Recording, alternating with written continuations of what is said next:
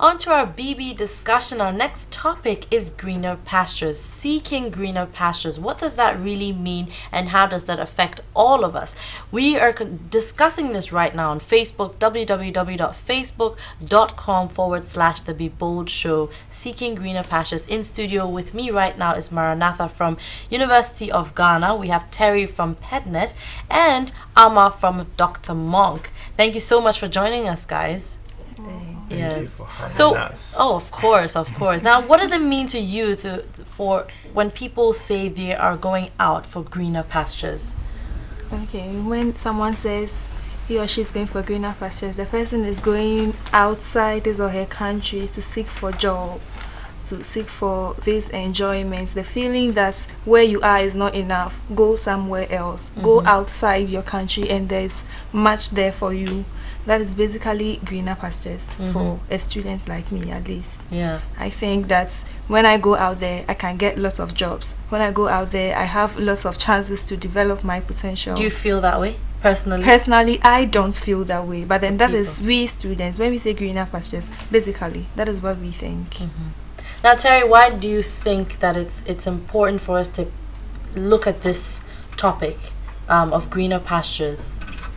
I think it's important because in Ghana, or even in a lot of third world countries, we often have people traveling abroad, no job, nothing, with no agenda in particular, but they just want to travel outside because they feel it's better out there.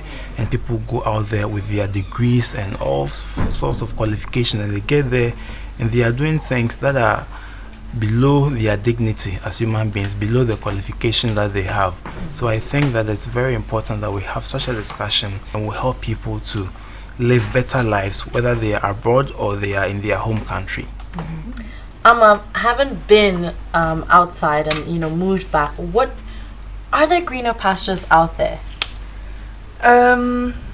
Yes and no. I mean, I think there are greener pastures. The world is green, The pastures are everywhere and they can be made even greener.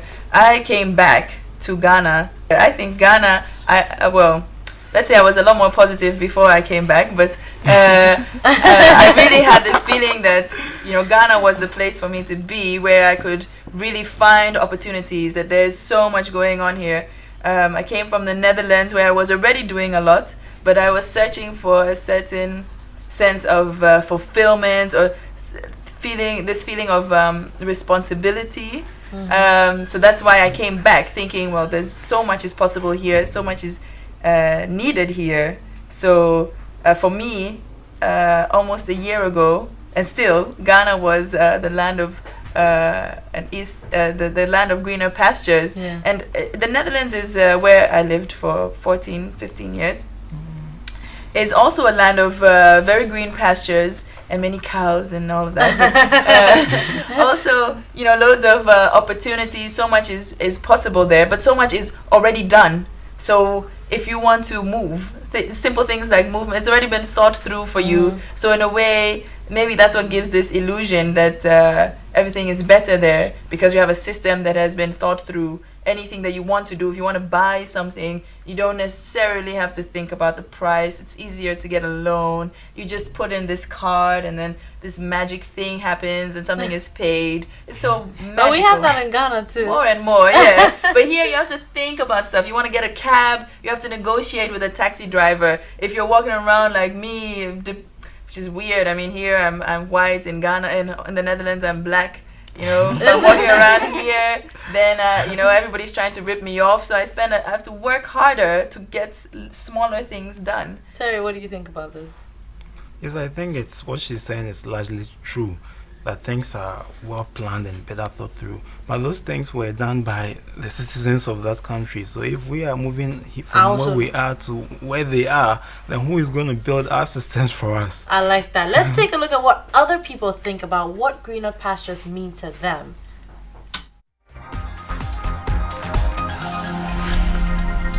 Personally, I want to go to abroad. And why? Because looking at the way things are moving in Ghana, Ghana is not a promising country for this generation. Because now you would complete school and you wouldn't get any job to do. it's a whole lot. We are all witness of all these things. So I, for instance, I don't enjoy staying in Ghana. I want to be abroad. And the course that I'm offering is psychology. You know, when you have a first degree in psychology in America, for instance, it's a huge profession there. Now psychology, when you complete in Ghana, you know, though the job prospects are there, but it's like you've got to know people before you are recruited into such organizations. But America is not like that. America, even a mere family can just employ psychology. You see, a mere family can just employ a psychologist, and it's a huge profession there. So looking at the course that I'm offering here and the job prospects in Ghana relating to America, I'll prefer going to America than to stay in Ghana. You go pay your money for your visa and so on. At the end of the day, you don't get anything. You don't even get a chance to go and see what you want to see. You still be in Ghana. And the money they take from us, I don't know, it comes back in some form of way. You see, all this, why won't I want to live in Ghana? I want to go and suffer over there. It's something else. Ghana the bee. Coming back to our discussion on greener pastures, that was very interesting. What people have generally, yes, they would want to leave, some do want to stay, but really, what is the solution? Not only we're discussing, we're also finding solutions to this problem. So how do you feel when you just saw what everybody said just now? Okay, it goes a long way to tell you our mindset as Ghanaians, as what we really want in life.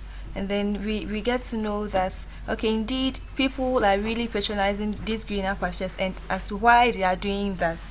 So we ask ourselves then, what can we do as Ghanaians to prevent some of these situations? Because we have great people amongst us. Why don't we train such people? Why don't we build our own rather than helping somebody build theirs? Because that's what happens. But I do think that there is, you know, it makes sense that people want to leave. I don't think we necessarily would need to try to make people stay here. There's loads of research being done about what migrants contribute to developing countries. They're talking about billions, trillions of dollars that are sent back, and that, you know, your sister or your brother who's abroad sends you money back, you build a mansion, and everybody's happy. So I mean, there's also something to say for people leaving, that maybe we have to do something about fostering a spirit of coming back, that it's worth it to come back rather than go and get stuck there and indeed doing things that, as you were mentioning, were maybe below your standard or below human dignity even, which, I mean, I think everybody is free to choose to do whatever they want. But, you know, we have to find ways to make people continue to contribute, to feel that this is a place that is worthwhile. It's home. It's you know, we can all make it happen, whether we're here or there, as long as we're together improving it. So yeah, I think that we should see the world as one big place. We should see ourselves as global citizens. So it doesn't matter whether you're a Ghanaian, you live in Ghana, or Ghanaian, you live elsewhere. But for me, what is critical is that people should be seeking for a sense of meaning, a sense of fulfillment, a sense of significance, not just looking to survive, just what I'll eat, what I'm going to wear, what I'm going to drink, how many houses I have, and all of that. So that whether you find yourself in Ghana or wherever in the world, you have an agenda as an individual that you are seeking to fulfill, a certain contribution that you want to make to your world, whether it's Ghana or it's wherever. And that is what I want people to. But I'm gonna play devil's advocate here. Yes. With, for instance, people feel they're below minimum wage, for instance. Yes. Then that's what also prompts them to want to seek opportunities elsewhere for greener pastures, right? So I think the problem is we've been nurtured in a particular way. We've been nurtured to believe that outside is all gloomy. We've been nurtured to believe that at this stage you should have some of these things. For instance, if you are in after university, after being a graduate, you should have a car, you should be in a very great apartment. But isn't it good? It's good, but then we should also look at the fact that this is me, I can run, this is me, I'm an artist, let me develop that one, and then the rest will follow. Rather than, this is me, I've completed, I have to get a car. How do you get the car?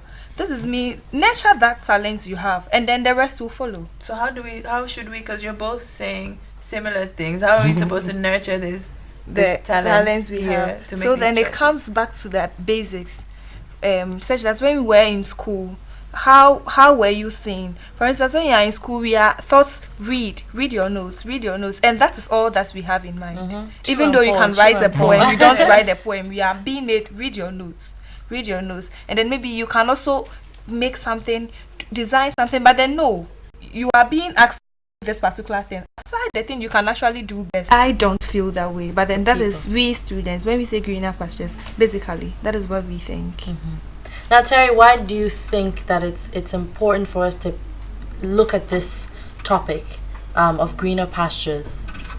I think it's important because in Ghana or even in a lot of third world countries, we often have people traveling abroad, no job, nothing, with no agenda in particular, but they just want to travel outside because they feel it's better out there. And people go out there with their degrees and all sorts of qualifications, and they get there and they are doing things that are below their dignity as human beings, below the qualification that they have. And we should discover what we have within us and think of how we could nurture those things for significance in life. Well, I think in this day and age, Ghana is doing a lot for marketing. So more and more people will want to stay because there are more companies coming in. We have oil, we have gold, we have resources, we have lovely smiling people, you know. So I think less people will want to leave, and those who want to leave will probably just leave for a short period to come back. So think in terms of, you know, this problem of greener pastures, it's we're okay here in Ghana. It's not really a problem. All right, well, we can continue this discussion on the website. There's more to this. I mean, we can't even possibly finish it right here on this discussion. Thank you guys so much for joining us here today. Let's continue this on www.facebook.com/The Be Bold Show. No, actually, / The Be Bold Show. That's right, / The Be Bold Show. All right, let's continue it over there talking about greener pastures. Up next, we do have Deborah Ahinkra. So we'll be back after this break.